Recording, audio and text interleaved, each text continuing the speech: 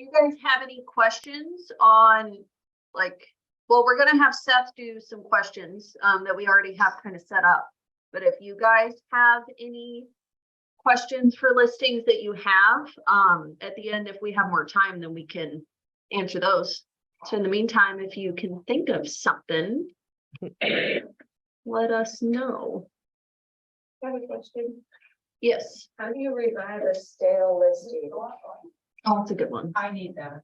Yeah. Yeah, so it's tricky. So besides the obvious, like price point one, I will just go in and rearrange photos, and I will see a little kick of activity after I rearrange photos, because I feel like, buyers will be like looking at Zillow or whatever, and they kind of get used to your main photo. So if you swap your main photo out, then they're like, oh, what's this new one? And then maybe they'll realize, oh, I guess it's the same one, but it just kind of brings their attention to it again. So that's like a really easy free one that I do when they're running. So just swap the photos, and you can do that as often as you want. And change marketing. Yeah, definitely change the marketing or markup. I'll change the first line quite a bit usually. I just did a virtual, and yes, it's more money, but when I do virtual, it just loaded last night. Virtual staging. Virtual tour. Oh, virtual tour.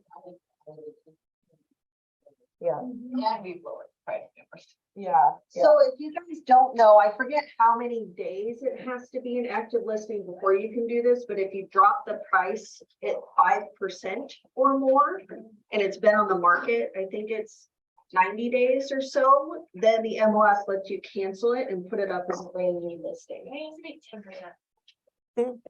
It's just 5. Yeah. Unless they updated it, but that's stupid. But I've done it once before and it was so. Yeah, I think you have to be within a time frame. I think you're just allowed to do it if it's that percentage or more. I found that out on my last one because I tried to do that, but we were only on the market 30 days, and it wouldn't redo the days on market, which that's the benefit to it, is the days on market starts over.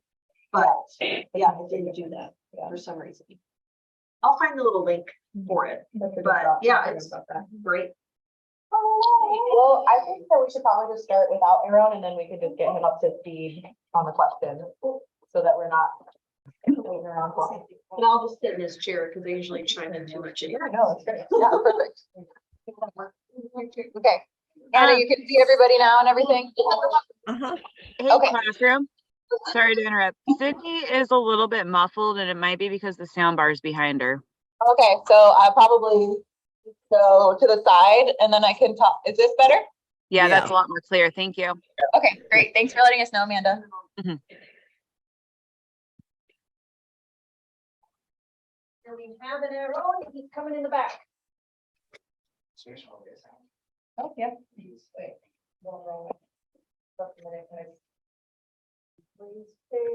it out.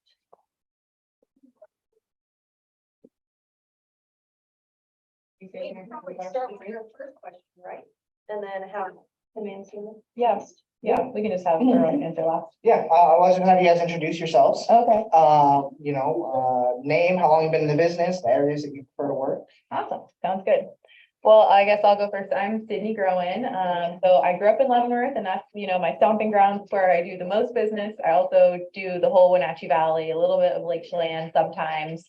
And my husband and I live part-time in Seattle. So I do a little bit of business there, starting to build, through the years. Last year was 6. This year it looks like it'll probably be 10 deals over there. And I've been in the business for about 8 years. Anna Marie's turn. Originally from California, Southern California. I've got my co-partner in crime over there, my daughter, at in the Temecula area I work with and send listings and stuff.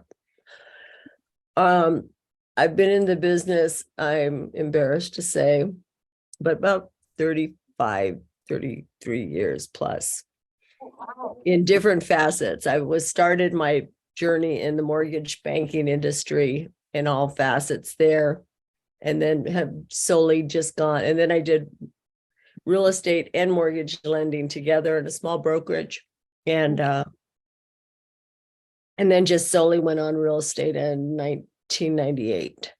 So, but I'm a broker down there, which is like a designated broker up here, and that's why I came up here and got my managing broker's license. So yeah, it's different, but I love real estate. I don't think I'll give it up for a while. I guess, I know there's gonna be a time. That's my exit strategy. There's got a couple of years I'm gonna just take off, but enjoying lovely Brewster area for the past 6 years. I call my home here. Awesome. Mhm. Well, since we're kind of focusing on listings with this presentation, we kind of wanted to get down to it. How are you guys getting your listings? What's your number one source of business? And it doesn't necessarily have to be listing related, but just where are you guys, seeing success in your business? Awesome. So, being in the business 8 years, most of my business is repeat and referral clients. In the first few years, it was mostly buyers. And then the last couple of years, it's been pretty 50-50 listings and buyers. And then this year, like all of a sudden, I'm at like 80% listings and I'm thrilled about it.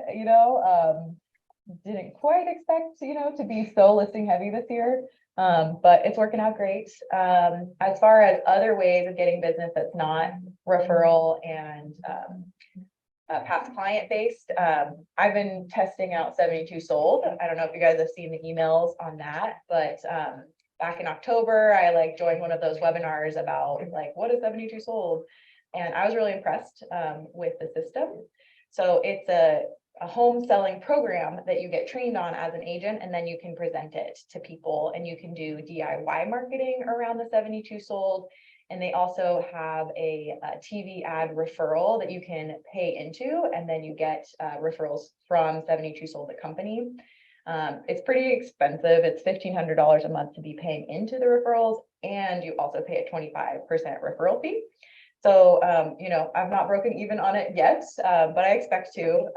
So I'm currently just, learning the program really well. Since October is when I've been training on it, and there's a lot of steps to it. It's a 10-step program with a 7-step showing process. And, it's kind of just really clearly outlined with a few different strategies for different markets on how to best present a property, make it feel like it's the only one available, like it's a really good deal to buyers, and close it. The promise, or let's see, how should I say about it? There's been 6 independent studies about it that have shown that sellers who use the 72 sold program versus just normal traditional real estate that all of us are used to doing are seeing 8.4 to 12.1% more than similar homes listed in the MLS. So a really, great stats, when I'm talking to my sellers about that, for the proven efficacy of the 72 sold program. So that's, I've noticed a differentiator die from Russ's Ignite last week, and that's what I'm doing with 72 sold, is trying to figure out a different way to do listings that help the sellers, get faster sales and more money in a better process. So we just got to always continue to be improving our systems, and this is one that I'm trying out right now. Can I ask you something? Sure. What is the 72 sold? Yeah, so it's a 10-step home selling program. So it's a company that partnered with KW. So you can get trained by them. So you can pay $72 a month to be a part of their trainings, and then you can do DIY marketing through them to present yourself as oh, I'm a 72 sold certified agent. Or you can pay into their lead generation portion where you're getting leads from them. Yeah. So maybe Seth, you want to get Aaron up to speed on Yeah. Introduce yourself. How long have you been in the business? Where you like to work? That sort of thing. Okay, well, Aaron Ruiz. I'm a realtor. And I've been in the business for, 8.5 years, almost 9. Yeah, and what else? What areas do you like to focus in your business? Wenatchee? Well, I focus on the surrounding areas, but we try to Chelan, Douglas, and part of Orange County. Okay. And it's residential and also commercial. I saw you just put up a new commercial Yeah. listing the other day. That's Uh-huh. great. First question that we kind of started talking about was, how are you actually getting your listings? That's where, Sydney was at. You know, and that's not necessarily just listings, but buyers, or, you know, where are you seeing the most success, getting closings in your business? I mean, for all of us, is the biggest thing is the relationships. If you help a buyer, whether it is a buyer or a seller, and you give them, you know, a great experience, they're gonna end up sending you somebody or you know, a piece of business. And in times like this, or last year, which was a very challenging year for me, they basically saved me, you know, sending referrals and other business, because it was really dry. And actually, one of the reasons that I moved here from Windermere was because of that. Because they only focus on years to year. And I was looking for years at Keller Williams and all the systems that I saw, or the vision, you know, that they had in place for generating leads. And I am trying to I know that the question was different, but for me, you know, I'm trying to learn more, like on the 72 Soul or the lead gen that we have going on. But also, for me, it's social media. On the other side, if you have something that you put under contract, a new listing, something that you sold, people like to see the human connection. So I see more response when I have the end results, the family, if they want, you know, to have the picture and the smiles and they're celebrating. So you post that, and then you're gonna maximize that, whether boosting it or using stuff that is free for you. So you try to be part of all those selling groups that you can, and just blast it. It's free, you know. And to be honest with you, I get sometimes from that post, at least I get three to five people asking.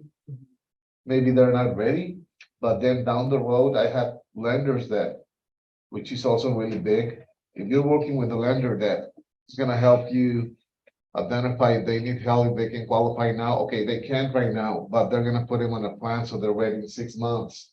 Then all of a sudden, you have someone ready. You even forgot that you had, you know, and that's great. So I just try to be those areas, like I said, the referrals, and also I try to learn from people like Ashley.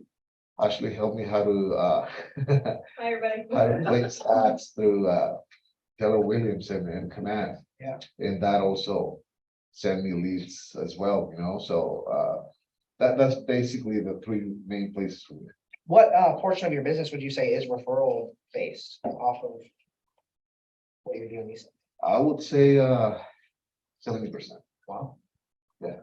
That's great. Yeah, but when I started, I mean, it's I was talking to Russ about this the other day, that every single thing you start is a challenge, but sometimes we just don't want to pay the price, but it's worth it. You know, once you have 1 year, 2 years, you already have people that you help, and it starts coming back to you, you know. That's great. Anna Marie. Any insight? Yes. Do you need a reminder on the question, or you got it? What's the question? Sorry, my face, I was typing. How are you getting your listings? Where are they coming from? Referrals, you know, builders, lenders? All of the above. When I first came out here, I knew nobody. I knew no one. And my biggest thing was telling my daughter, if they ask you who the crazy Italian woman walking down the street handing out business cards is, just tell them that's my mother. You know, you just tell everybody you're in the business.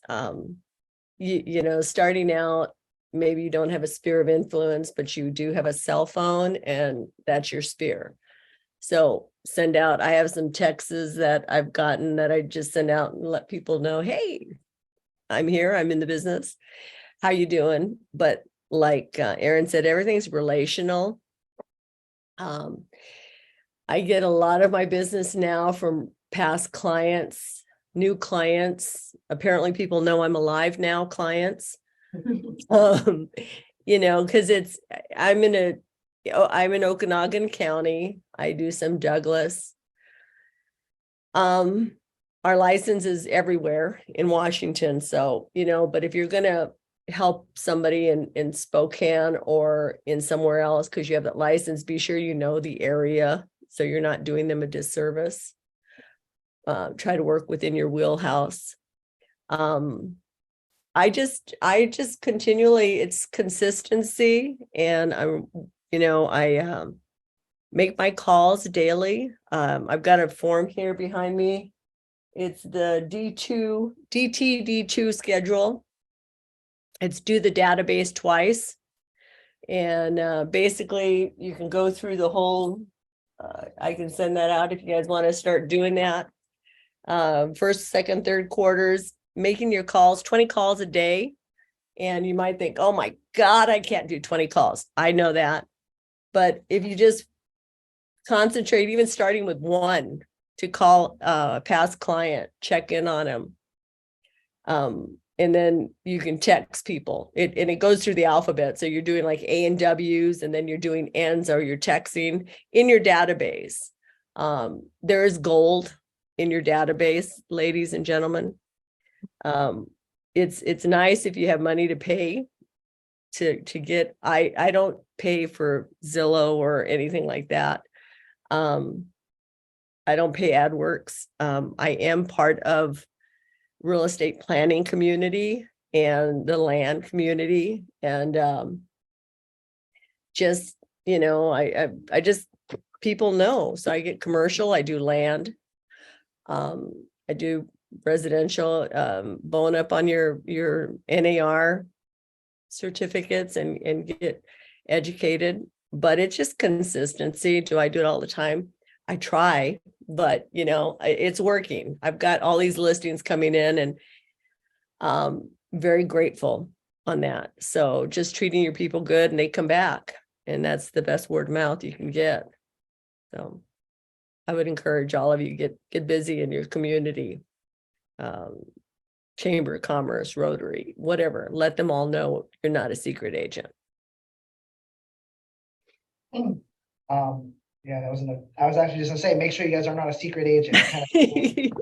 We're kind of touching on the same thing there. So this next question I'm kind of excited about, because when I'm working with new clients, especially listings, you know, the topic of commission comes up every time. I can't really avoid that question.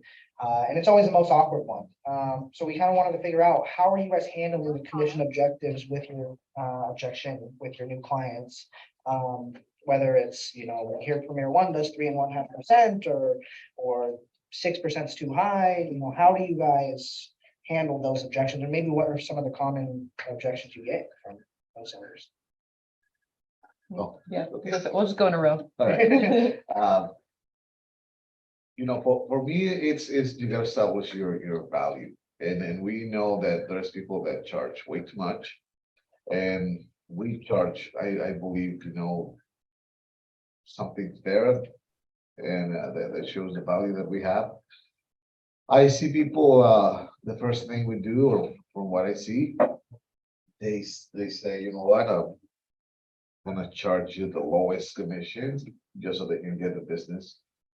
But I try to always talk about what is that we're doing, and once we tell them that, you know, all the things that we have in place and why we basically selling the value that we have, there's one thing that I always remind them. There's a lot of people out there, a lot of agents that are just offering, whether it is 2% or a low amount. And then I tell them, I don't know if you've seen that, but we try to be fair and offer a good amount of commission so we can motivate more people for you. Because in the end result, or in the end, what you want is to get more money, and that's what we're working for. So I always try to tell them basically all the angles, and keep reminding them about the value that we bring. Yeah. Yeah, that's great, Aaron. Very similar for sure. Like kind of one of the zingers that like I try to remember, like if that comes up, is are you concerned about, how much commission you're gonna pay, or if, how much you're going to make more important, So, I mean, that didn't come across very zingery. I'd have to look up like how exactly I have it written down and stuff, but it's that conversation of the value, like, yeah, you might be able to find somebody who can do it for less, but is the value going to be there? Are they going to be able to, get you that higher amount for your home? And I will say, having that stat with the 72 sold, it does help with that discussion quite a bit. Before I had that tool in my toolbox, I think Sarah and Ashley have seen my menu of services. So, do you want the silver, the gold, or the platinum, and if you're trying to, cut your commission costs, okay, let's talk about what services are not important to you. So I can cut that from my expenses and make sure it still pencils for me. So, that's, it's always negotiation. Let's talk about like why these services, why I believe this is important for getting you the highest amount for your home, whether it be staging, professional photography, which is a non-negotiable for me. I always do professional photography.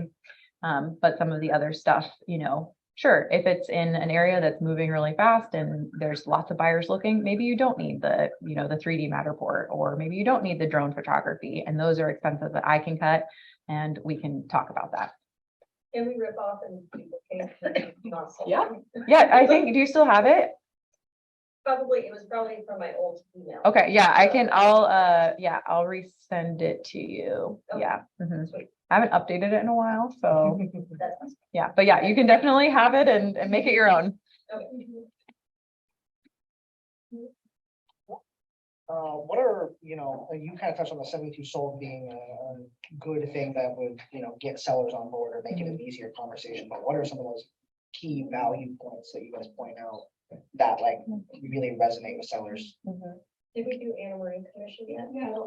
No, we haven't, but that was kind Just of, a that was just kind a of point to add to that. Yeah. I mean, knowledge of the area. So like what business you've done before, or if you haven't done much business, what business your office has done, the market center, like you can leverage that. Your community involvement, your like buyer pipeline, like if you have like a newsletter that's going out to 500 people, like that's a good thing to be telling your sellers about, like, oh, like, I have this whole list of people who've signed up, for like buyer alerts or anything like that. Like that's part of my marketing system. I'll talk about how I reach out to agents who I know are active in the area with buyers. That's something that like the average agent isn't going to do as part of their marketing. So just any of those above and beyond pieces, I mean, the basics, like every agent's going to put a sign in the ground, put a lockbox on, take some pictures and put it on the MLS. Anything above that, like, is worth talking about, I think. Yeah, because that's the mediocre middle where people are at, and it's pretty easy to just go a little bit above. And yeah. Sorry, I just remember I'm dealing with a client that listed a home, and I couldn't find it because she never put a sign on the yard. Oh, okay. And also the pictures. The reason we got that home is it's like they were so horrible that the home was great inside. So we ended up getting it under contract and under price, But it's just one of those things that are very common, especially the horrible pictures with the cell phone. Totally. Yeah. When you can see the agent in the bathroom mirror, I love them. I like them. They're like little treasures. Yeah, I didn't want to say, but yeah. Yeah. That's my friend's house. Yeah, I saw your car. And Jessica would have done a much better job on marketing that property. Yeah. Oh, Yeah. Yeah. Anyway. Okay. So both questions to Anne Marie. Yeah, Anna Marie. Oh, hello. Sorry, this is why I don't want to go in. No worries. I have a chart myself of services added, but I think first and foremost, you guys need to go in coming from contribution, shut up, listen to them, find out their why. Why are they wanting to sell? What are they doing? Write this all down, let them put everything out. And when it comes down to commission, then you can shine and say what your value is that you're bringing to the table. Everybody's gonna say, I do this, I do that, I do this. But you have to come from your heart and be honest. At least that's me. Everybody's gonna have a different style. Everybody's gonna be different. There's 50 people, 50 different styles. But I go through it and like Sydney, the same thing, an a la carte. Okay, this is at 6. Plus, I also gauge the what I'm doing. I'm structuring. I deal with a lot of people out here that like to horse trade and sell their own houses and do their own thing. And so I'm dealing with a lot of FSBOs, which are for sale by owners, that I have to walk up and say, hello, and this is what I can do for you. So you have to keep your value there. They see the value. You don't see value in yourself, they're not going to see the value. So just keeping it there, knowing what it is, and when you're discussing commission and what you bring to the table, go back to their why. Now, I understand you want to sell this house to get closer to your kids in a hurried time. So I'm going to need to do this, this, and this. If that's not important to you, let me know. And they're okay, well, let's talk about this. But you have to have confidence in yourself when you're talking to the people and going through. I just fired my first listing yesterday. And I am so happy. It was, I mean, you're going to get the listings and then you're not going to get the listings, or you're going to get the listings and wish you didn't get the listing. And that's what I'm just, it was time to de-stress. So just, look at it. Is this the house you want to buy? What would you see that and you tell them, because everybody wants up here the high price. They still haven't come over, and I have to give them an analogy of fishing, because fishing's big out here. If you throw it in and we're too far, you're not going to get anybody. But if the fish are biting about here, you want to be in here. And if we're too light, it's just, I tell them you can't place yourself out of the market. We have to be under the market and where it's at, and it's just educating them. So that is going to help in letting them know. And that's what I do. I don't know. Next question.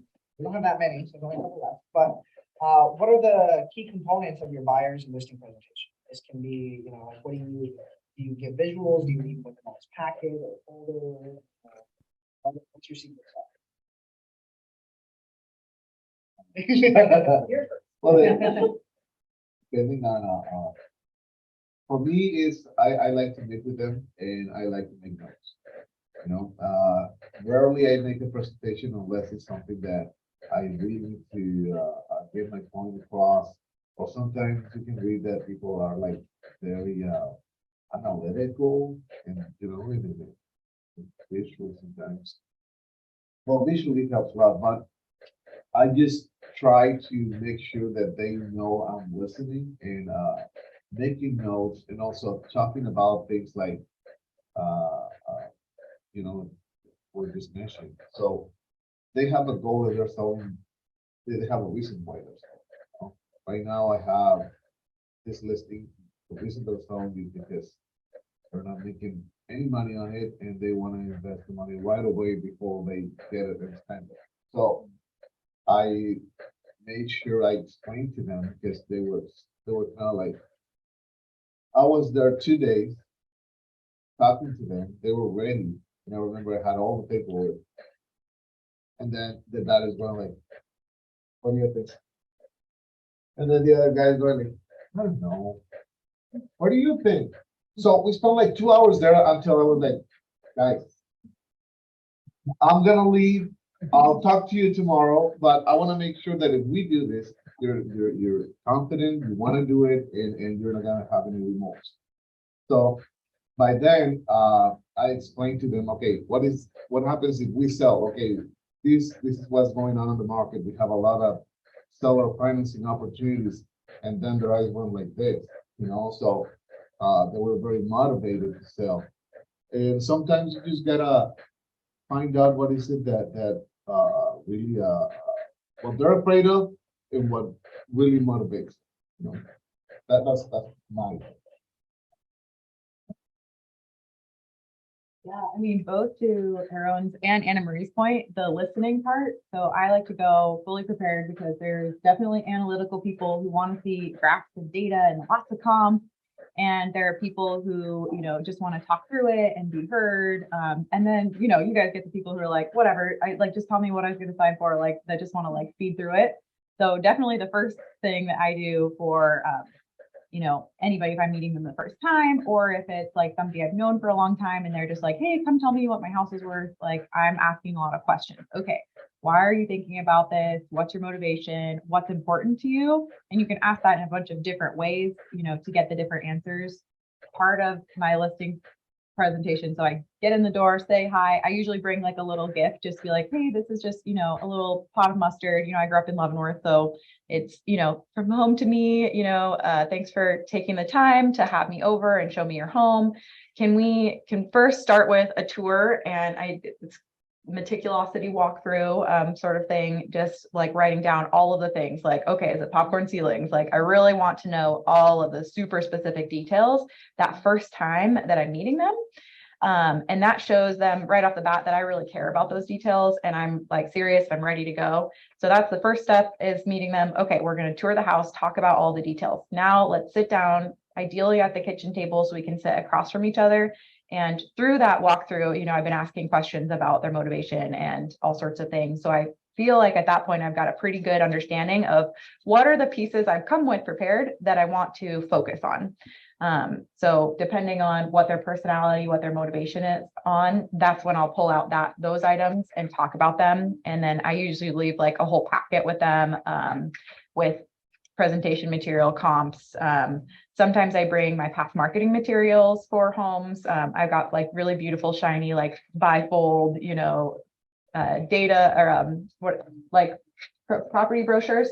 I get them at the print shop here in town, and they just really impress people because they're so shiny and pretty and the photos look really nice in them. So I like to leave all of that and then circle back with them later. So I guess that's great. That's it. Oh, I guess it's mine. Yeah. No, Sydney, you're right on. A seller consultation is just as important as a buyer's consultation. So getting to know their why and what you're doing, and I too take a little gift, anything, and just say, hey, thank you for your time. They love it. Also, I follow up after I've done my presentation with a note card, a handwritten note card, saying thank you for your time. And that usually I always get a call back. One thing you want to understand in doing this, because if you haven't gone on a listing presentation before and you're new and you get a call and they say, hey, I want you to list my house, you pop up like a Pop-Tart and go out the door and you go see them. You're all excited and you're just do a CMA, look at your comps, set a time, day, ask him, have you interviewed anybody else? What are you doing? What is your timeline for moving? How soon do you see this going? And like I said, that goes in your consultation, just asking them why, because you want to circle back to that even after you've worked in. And I never give a price until I've seen the property, the condition of it, weighing out how we're doing it, how we're presenting it. And just, if you guys have ever heard, and it kind of what Sydney was saying, the DISC analysis, you see their personality, because you don't know, some don't want you talking and they're just hearing blah, blah, blah, blah, blah. They just want numbers, and others are flowy and they want you to talk and describe the sun and the moon and everything. But if you've got to know who you're talking with and match them when you're talking. So learn body language, learn to talk, learn the pause. because it's important at times when you're talking to just stop and listen. And, if they know you care and they think you have more soul in it than whatever, but the person, you might have somebody who's very analytical and he wants just numbers and charts and this, and you have to go fast. And if you're not, you've lost that listing. But don't count it as a lose. You're learning and you're going to go. Make your goal to do 2 listings or 3 listings a day. Make your calls to where you get that appointment. Every day you should have an appointment, whether it's taking somebody to lunch to talk about future business or getting that listing or selling them a house. So get on that consistency with you guys. And on the new ones I'm talking, I'm sure the older ones, veterans here, we've been beat up enough. We know you got to do it. But that's what I would say. That's what I say. The FU of real estate, follow-up, most important thing. Anna Marie already touched on this pretty good earlier with her system of how she keeps up with her sphere and her past clients, and Aaron has mentioned as well. But for just to go over it again, how do you guys stay in touch with those people that you work with in the past, your sphere? Maybe care calls, it can just be following up, see how people are doing. Do you guys have like a schedule for that? How does it look? For me, it's always trying to consolidate, because at some point not here, but especially some other places, we started getting requests from the company to include this app and then this other app, and then you have all this information on different places, and it's just like insane. So I try to keep it either in one place on my notes or on my notebook, and then I know, okay, this is what I have to do tomorrow. This person called and has said to meet on Friday, maybe 2 weeks down the road, because otherwise we will forget. Because I think that the biggest problem for me is that we have a lot of information, and I need to make sure that I'm all over the place, in the sense that I like to multitask. So I'm doing one thing and then doing another. So I need to have something in writing for me, whether it's in my notebook or my notes. Keep you a little more task. Yeah. It's easy to get off task in this business. Yeah, totally. As far as staying organized, it's definitely a challenge. And I feel like every year I get a little bit better, but there's definitely still things that slip through the cracks that I'm not proud of. And, all you can do is just get better day by day. As far as like follow up with like my sphere, the ideal is the 36 touch. So I'm working towards like a nice, robust 36 touch program, which there's lots of those like on KW, like Connect with examples. But that starts with the D2D, doing the database 2 calls. And that's like the most cost effective, because it's not costing you any, mailing or events. But so I do my calls. I try to be as consistent as I can on those. I do some mailers, and typically I usually do 1 client event a year. But with the 36 touch, when I get there and I'm like, I've got my full 36 touch in place, I would like to have 2 client events that I'm, reaching out and inviting people to, that are either fun or informational. So yeah. Do you think a pretty good turnout for those? No, not so far. Yeah, but it's, I did like 1 before COVID that was fun. It was like a harvest party. And then last year I did like my first annual one on the Trek Ferry, which is the boat that Luke and I own. So it was the first annual. So this year I'm hoping for a better turnout, like you got to build those things up. And that, again, like back to what Anne Marie was saying, like, it's not failure if people don't show up. It's just like, okay, what can I do better next year? I can start talking about it sooner. I can do different kinds of invitations. I'll do a mailer, email, and a phone call invitation to get people there. And the people who did come had a great time. So I see it as a success. Yeah, worst case scenario, it's just another form of marketing. People, even if they didn't show up, they know that you're doing it. They know that you're active. Yep. That's just as valuable as the people that did come. Totally. Yep. Anna Marie? Yeah, I've just I used to mailers, newsletters. excuse me, but right now I'm trying to up my sending them cards, anniversary cards of the, when they sold their house, birthday cards, keeping those up. Yeah, I'm trying my best. It's not the easiest, like, you get tracked, everything, life happens. But the one thing I like to do is I'm doing a VIP session for like my top people that refer me most business. I try to do a little something like a wine party, wine and cheese. I've been doing educational classes and getting good return, not much, but one or two and turns into a lead, I'll call it a win, I'm trying to do it in Spanish, and I have a Spanish lender who's coming out to help me, and because I've got the books of the first home buyers in Spanish. And in case you didn't know, a lot of Brewster is Hispanic. I speak more Spanish up here than I ever did in Southern California. I don't know.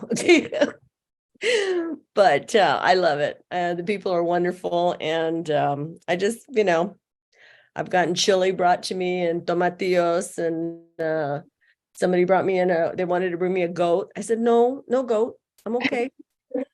But, I just love it. I think it's a win. And like, I have a girl who referred me to somebody, referred two clients over, and I'm going to do something special for her.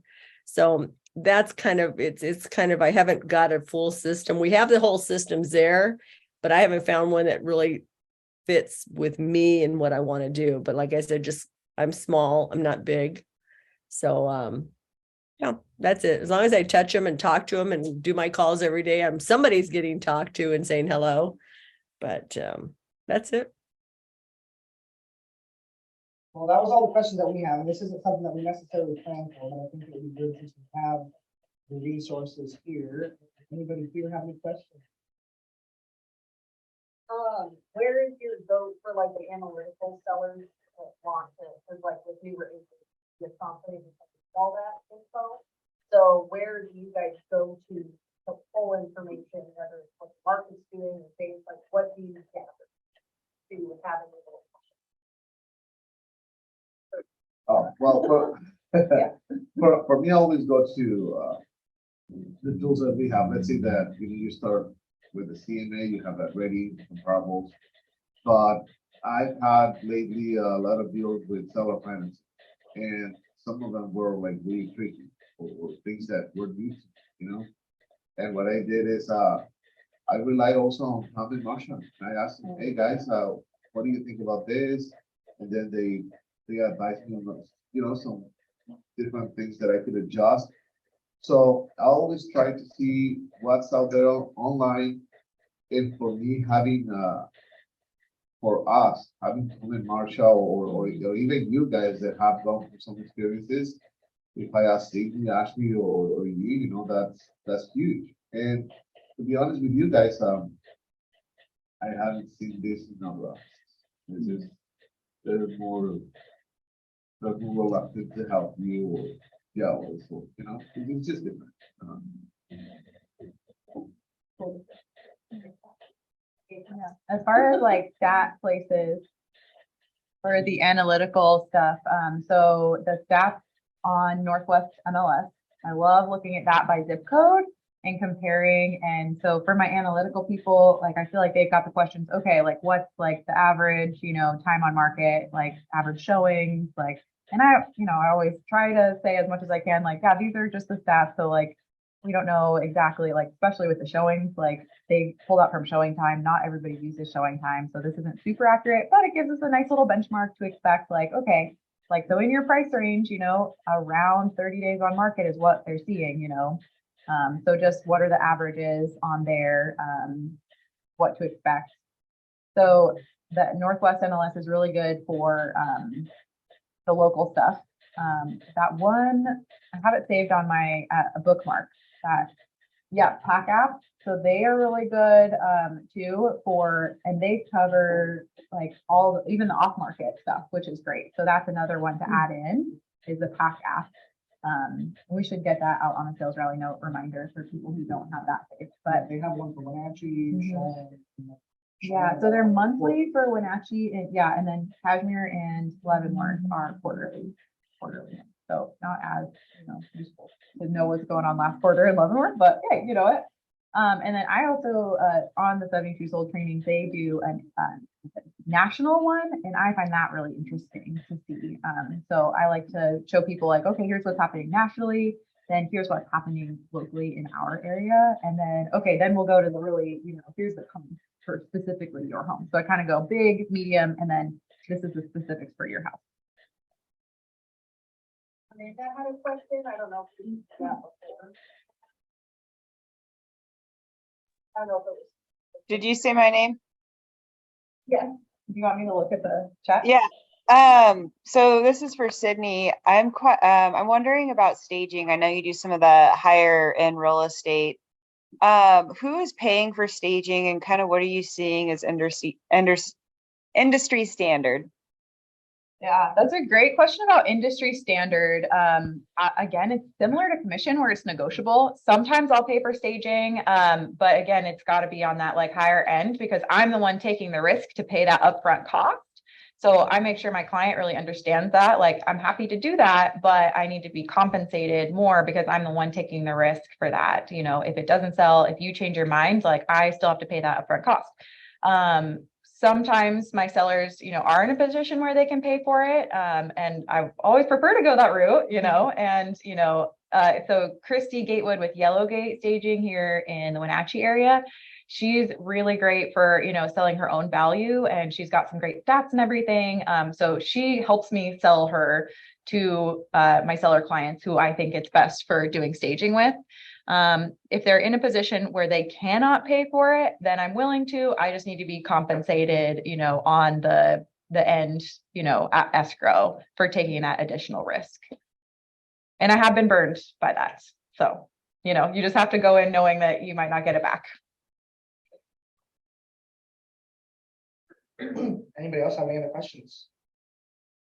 Well, what's Anna Marie's, since I kind of. Oh, on stats. Oh, yeah. And Marie, on the stats, where do you like to go? I use Brivity, and Brivity has an awesome CMA product. Forgive me, I use Command too. I'm not, both of them are interchangeable. I got both going. I do that for my stats, but our MLS has, the stats that are on there. Whatever, I can't think of it. InfoSparks and that those are good. I really wish we had RPR. I use that down in California, but our MLS up here doesn't support it, and that's real estate, realtor property resource. Because sometimes with commercial, you've got other sites you can go check on things, CoStar, Crexy, things like that, checking on different businesses. But for the most part, it's pretty easy. Just here is what it is. And, my crystal ball is broken. Sorry, I can't guess the future, but this is where we're at. And they understand. So there's a lot there. You just got to do your homework. Can I say one thing I forgot about staging too, if Amanda is still interested in that? Yes, please. Awesome. So through the years, I have just collected my own small inventory of light staging items. So I've got tons of white towels, white linens, green plants, and then pillows in different, kind of neutral colors. And so a stager isn't willing typically to do any kind of staging in a home that's being lived in. So for a home where the sellers are living there, I just come in and I put in some of my own staging stuff as long as they're okay with it. And everybody's typically pretty happy with that. So I've just collected stuff over the years and do that as part of my listing services at no additional cost. I appreciate that. Thank you. We do have Christy with Yellowgate Designs coming next week for the sales rally to talk a little bit. Oh, good. You know, box browning is really good for virtual staging and Yeah, they're awesome and they're not expensive. You just have to put in the comments of your multiple listing, this is virtual staging. But that kind of helps give an idea and the mood for a house. I can say I use them for photo edits, like if it's a cloudy day or something. Oh, You yeah. send 24-hour turnaround and it's $1 to get your pictures on a sunny day. Wow. Best thing. That's awesome. Box Brownie. Boxbrownie.com.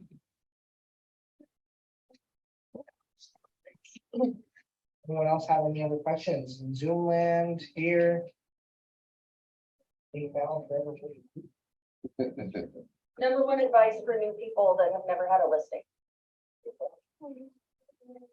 I don't know if it's gonna be oh, sorry. you No, go go ahead, first. go ahead. It's not gonna be super popular, but my advice is to get somebody who is experienced in the area. So my listings in Seattle, I have a mentor over there because I don't know that area. I don't know the pace of things. So I just split everything with her 50-50 until I get to a point where I feel like I'm not going to be doing a disservice to my clients. So that's my advice is, yeah, you have to split the commission, but it's worth it in the knowledge that you're going to gain and the confidence that you're going to have that you're going to be able to provide that client with the very best service possible. So that's my advice, is to partner with somebody that is willing to teach you on it and willing to make sure that that it's going to be a great experience for the seller.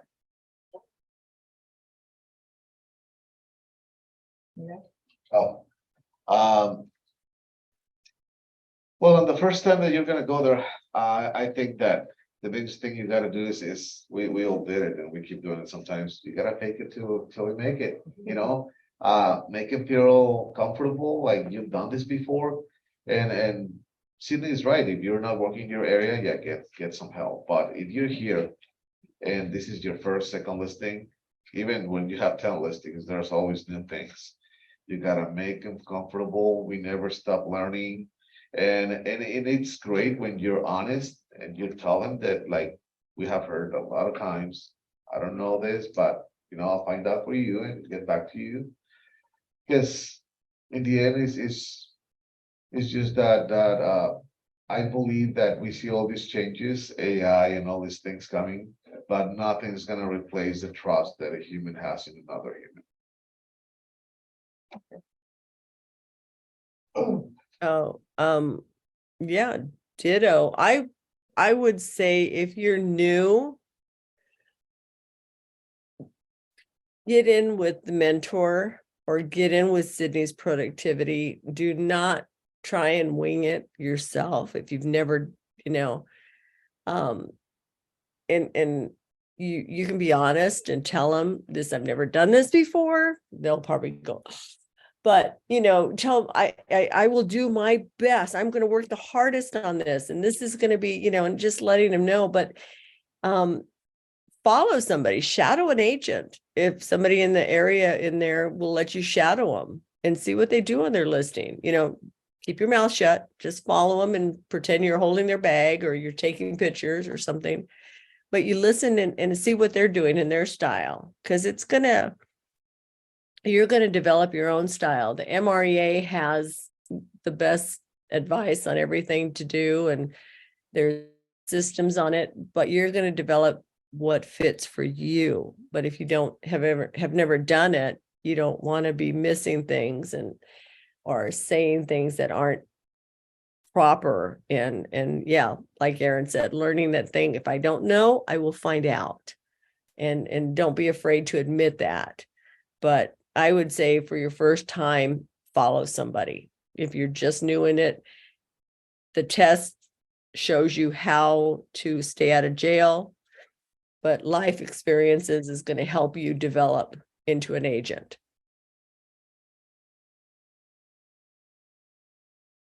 Tie into what you said. So when I was new in my first 2 years, I would say, you know, I am new, but the benefit of having someone that's been in it 2 years, that all my paperwork is scrutinized, I'm mentored by, you know, Russ has been in it 30-something years.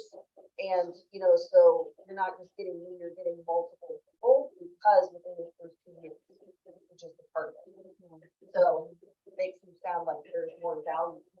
even though you're- Yeah, and on that case too, you can leverage, what your office does as far as business. And like Aaron said, like, we are very collective and like, yeah, I call people all the time, like, what'd you do with this situation? Like, we all have all of each other, and the collective mind on that makes a big difference. So yeah, like any new person, like, you're not the only person for that seller. Like, you have the what's the word I'm looking for? Resource of everybody at the office. Tom and Marcia, Russ, me and Luke, Aaron, everybody, like, you can call anybody anytime, and as long as they're not at an appointment, like, they're willing to answer questions and help. So And I think that, cause you gotta be honest, but at the same time, if you're confident and you feel you can make it, just do it. On my first, I was sharing with Ross that my first deal was here in Maiden Lane for 800,000. And we were walking down the street, and the lady, she's Korean, is asking me, "So Aaron, how many houses have you sold around here?" And I'm like, "You're like, this Danger Heights, Maiden Lane." I just name a few. And we got it done. I mean, it was a great experience. I still have a great relationship with them, but I just felt confident, and I just wanted to give. Didn't want to lie. I wanted to give them that feeling that they were working with somebody that was going to take care of them. That's me.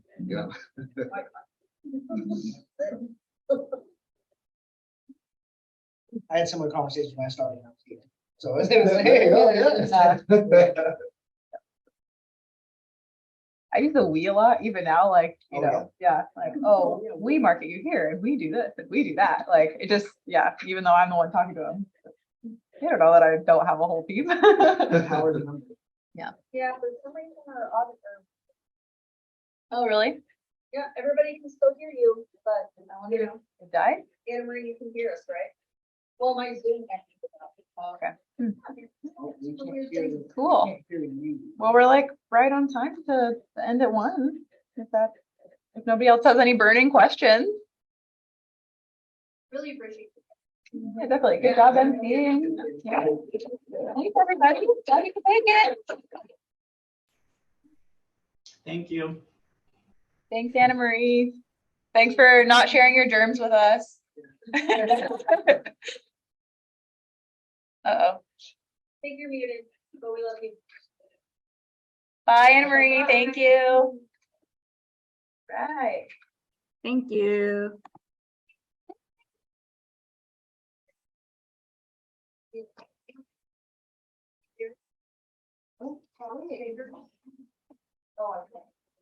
Thank you guys for spending time there.